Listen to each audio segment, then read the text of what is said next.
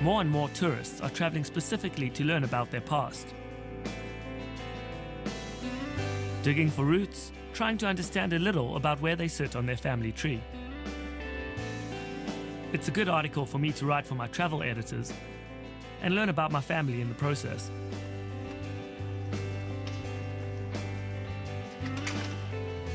Morning. I've arranged a local guide named Regina who specializes in helping Jewish visitors find their roots. This is our beast. So we're off to Kupashik. We're off to, it's about 2.5 hour, 3 hour drive into the countryside, and it's where my grandfather was born.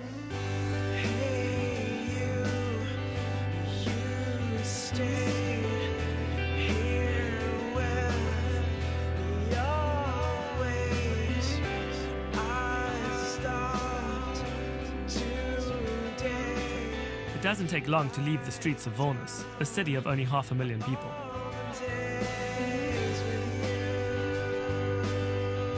The speed limit in the countryside is 70 kilometers an hour, which would be useful if my speedometer actually worked.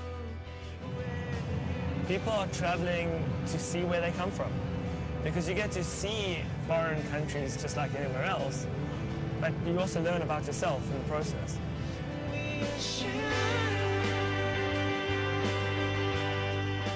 As much as I am enjoying the view from the van, I know the journey ahead will be a painful one. Establishing themselves in South Africa, and they were sending Regina reminds me of Jewish ancestors, mine and others, who were murdered during the horrors of World War II.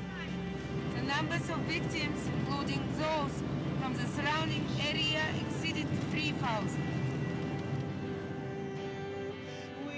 We pass an old couple on a horse and a buggy.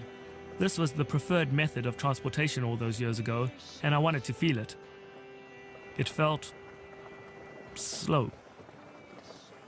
This could be my grandparents, although my grandmother is much better looking. Let's call it what it is.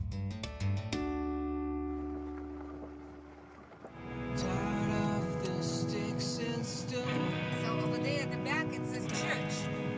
When it's a church, it's the center of the town. Down there. Okay, so just pulled into Kupashik here, and it's a lot bigger than I thought it would be. I thought it would be really, really small. Whoa! Today, there are about 8,000 people living in Kupaskus or Kupashik or Kupashok.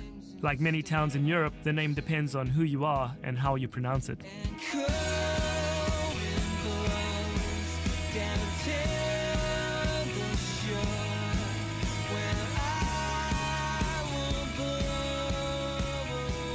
Houses are painted yellow to brighten up the dull weather.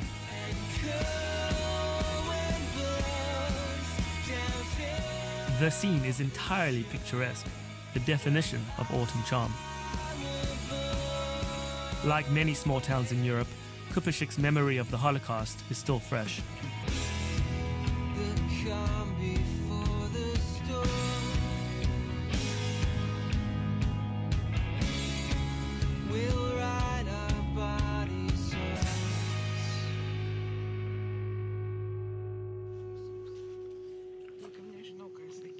Eugenia, a local journalist, has written much about Lithuania's part in the genocide.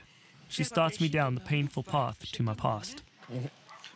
She's telling me about a young girl who was a poet, and she's showing me some of her poetry. And she was murdered, but she used to come to this house just behind us, over there, and the woman who lived there still remembers her.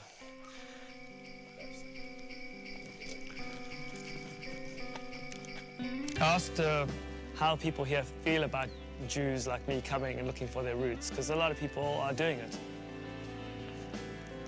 So now I think I want to try and find a little bit of the Jewish area a little bit more. So this is the old synagogue street, and there's no doubt that this is where I come from. This is where my family once walked.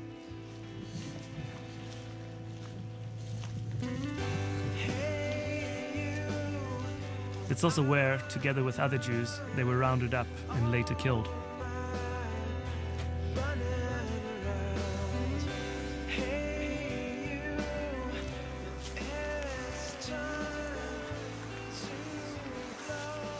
The peasants from the villages around were brought over there and were forced to dig the pits. Sometimes the Jews themselves were digging the pits for themselves.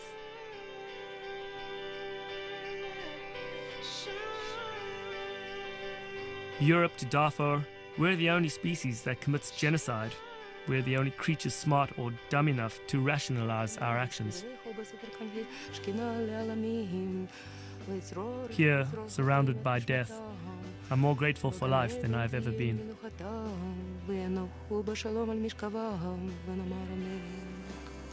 Travel writing can be more than just the wonders of the world. It can ask difficult questions that need to be answered.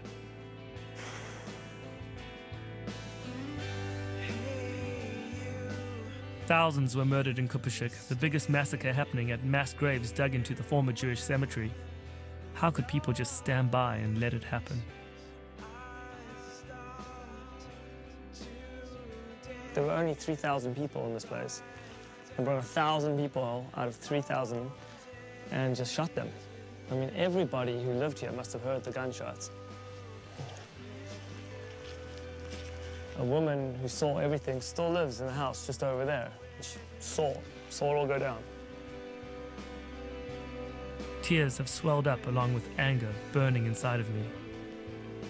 I visualize the victims, hear the ghost echoes of gunshots, look towards the town, so nearby, walk around each grave in the soft rain as tears drip from the wet October sky.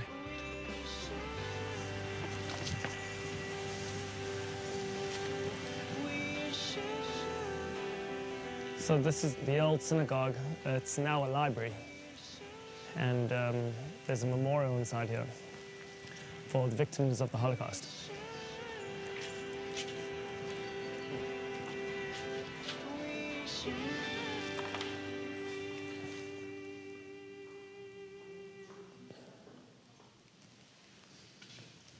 There you go.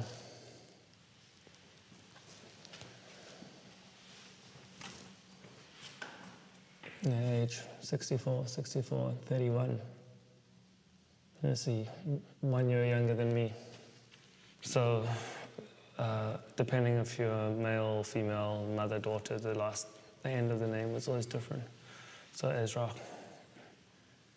Can you shine a light in there for me?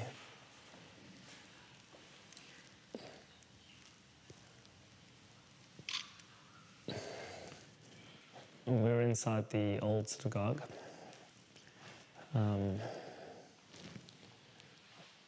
And I think that if these walls could talk, I don't think they would talk. I think they would probably just cry.